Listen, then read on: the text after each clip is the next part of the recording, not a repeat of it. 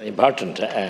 Capping of fees. Any of us know that have any court experience, not representing this is the family court, but the fees can be astronomical, and you have no idea what they are. So this is very, very important that there is a capping, because many of these people are in a vulnerable situation, and people in ward of court while they're in the HSE may be fine, but under the ward, but when they come out, exit that, and they might have family, and they might have means, and they may not be able to. So I welcome the capping of fees here. It's a very, very important measure.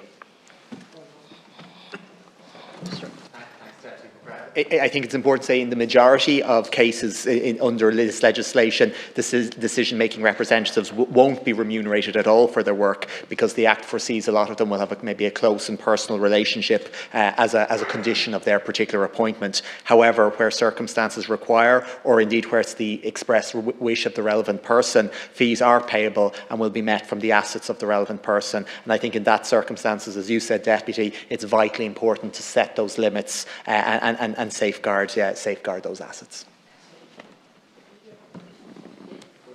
In the case that I'm dealing with, in many cases, where the person is not in a position to speak to whoever is appointed when they exit, if they're incapacitated to such an extent that they can't instruct or can't make a decision, that's why they're warned the court maybe in the first place. What happens then?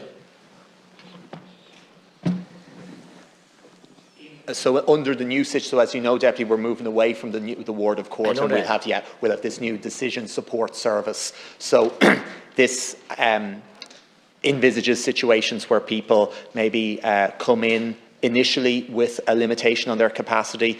Maybe someone has their capacity because of a condition is deteriorating, or indeed it could in a situation where someone has maybe had a critical accident. And in that situation, you have the director of the decision support service who's in a position to make a determination about what level of capacity support is needed for the individual. Of course, if it's someone who has lost all capacity, that will be the highest level. They will charge a fee, but that fee will be set out and capped at a particular level. So I think there's much more transparency through the entire system, but also I think that the capping of fees is important in terms of making sure that there isn't any room for potential exploitation.